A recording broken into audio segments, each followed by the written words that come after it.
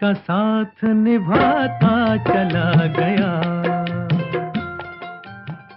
કે જૂઠને મારે વેર ગણું છે, લ્યા જન્મે છે તું તેર ગણું છે, તું હાચે હાચું બોલને ફાડ્યા, દિયોર નામ તો ચમલે વિશે।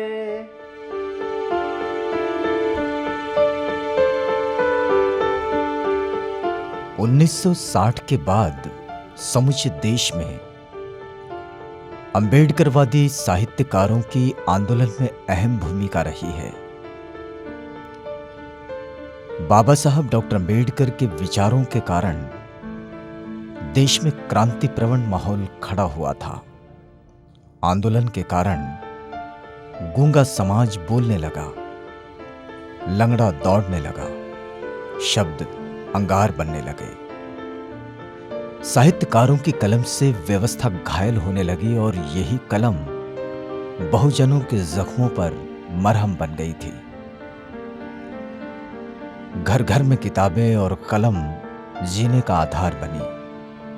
इन्हीं घरों से साहित्यकार निर्माण होने लगे।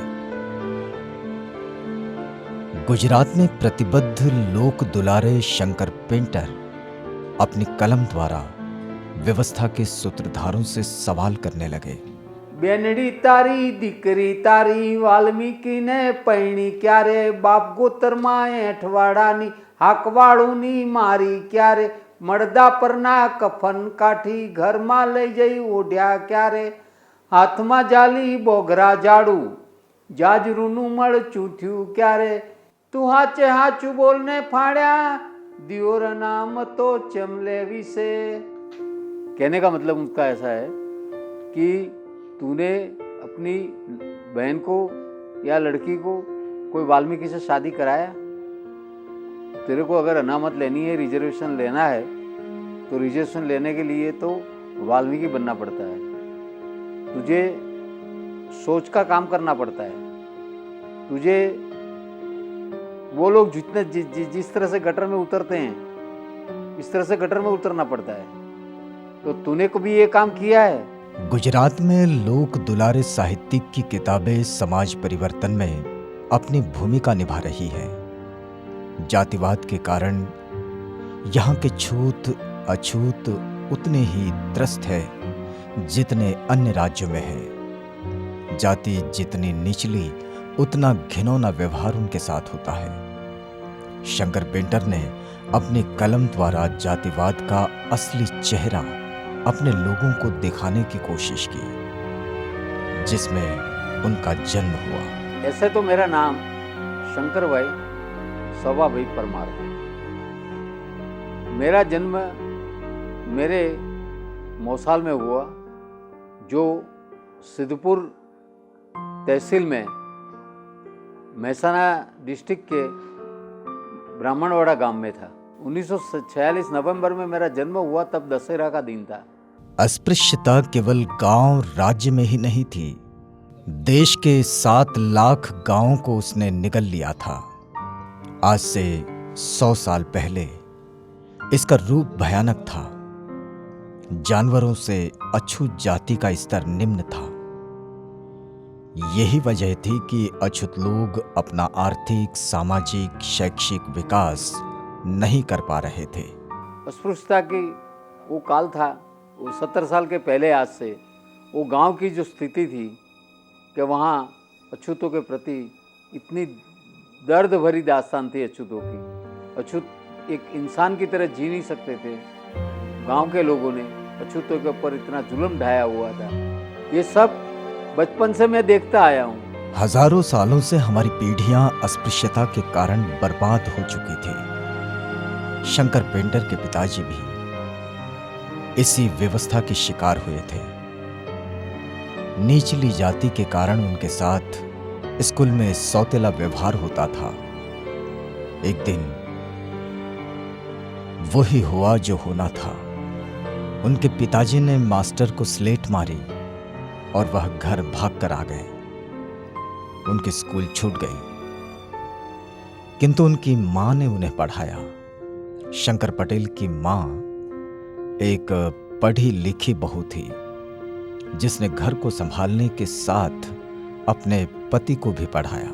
लेकिन मेरे पिताजी के अंदर ऐसा एक कुछ चीज़ सीखने का, कुछ चीज़ करने का ऐसा जज्बात था। तो कपड़े बुनने का काम वो करते थे। उनके पिताजी भी समृद्ध थे। शंकर पेंटर मेहनती, अपनी मेहनत पर उन्हें भरोसा। कबीरपंथी होने के कारण कबीर के दोहे गाकर काम करते थे। शंकर पेंटर के पिताजी पर कबीर के विचारों का प्रभाव था। कबीर के और संतों के दोहे और संतों के भजन वो सब अपने हाथ साल पे वो जैसे काम करते थे यूं हाथों से, वैसे गाते गाते वो अपना काम करे। समय के साथ हालात बदलने लगे। हथकरघा पर परिवार को 2 वक्त की रोटी मिलती थी, किंतु इस धंधे में मंदी आई। पूंजीपतियों ने मशीन का सहारा लिया। 1 घंटे में हजारों मीटर कपड़ा बनने लगा। गांव-गांव में हथकरघा पर काम करने वालों के सामने मुसीबत खड़ी हुई। परिवार को संभालना मुश्किल होने लगा था। लोग गांव छोड़कर शहर की ओर आने लगे। इसमें ही उनकी भलाई भी थी। तो अहमदाबाद में एक झुग्गी में हम लोगों को रखा और झुग्गी में इतनी परेशानियां थी, उन परेशानियों के बारे में कोई बात नहीं कर सकते हैं, क्योंकि वो लड़के पहले तो सोच जाना ही बहुत बड़ी तकलीफ वाली बात थी। तो सोच जाने में छोटे छोटे लड़के वो खुले में बैठते थे। उनको कुत्ते कुत्ते वो सोच के दरवाजे तक पहुंचते थे तो दरवाजे के अंदर कुंडियाँ नहीं थी। वो कुंडिया के बिगर ही अंदर से एक हाथ से खींच के वो दरवाज़ा पकड़ के सोच करते थे। तब वो सोच के टाइम नीचे से मल में से सफ़ेद कीड़े वो पैदल ऊपर चढ़ते थे। ऐसी हालत में जो मजदूर लोग थे वो लोग अपने दिन बिताते थे। 3 बहनें और 4 भाइयों को शिक्षा देना पिताजी को मुश्किल जाने लगा, किंतु शिक्षा से किसी का लगाव कम नहीं हुआ। जब शंकर पेंटर कक्षा 5वीं में थे तो उन्हें स्कूल का मॉनिटर बनाया गया था, जिसका फायदा उन्हें मिला। उन्हें लाइब्रेरी का संचालक बनाया गया, जहां उन्हें अन्य किताबें देखने और पढ़ने का मौका मिला। मास्टर जी को पूछे बिगर मेरे दफ्तर में सबसे बड़ी किताब, लेखक का नाम नहीं पढ़े बिगर, जितनी जाड़ाई मोटाई जितनी ज्यादा मोटी किताब हो वैसी वैसी किताबें मैं मेरे दफ्तर में ले जाके घर ले जाके पूरी रात भर पढ़ता था। मुझे कुछ समझ में नहीं आने लगी, मैं बार बार उसको पढ़ी। सरस्वती चंद्र पढ़ने के बाद मुझे गुजराती के पन्नालाल पटेल को भी पढ़ने का मौका मिला। वो पढ़ने के बाद मुझे कन्हैयालाल माणिकलाल मुंशी को भी पढ़ने का मौका मिला। जब मैंने ये लोगों को मैं पढ़ता रहा तब मेरे को ये एहसास होने लगा कि कोई तो और दुनिया है जो हमारी दुनिया से कुछ अलग है। संघर्ष की परिवार के सभी सदस्यों को आदत सी बन गई थी। पिताजी के देहांत के बाद मां ने घर संभाला। शहर में भिखारियों की कमी नहीं थी।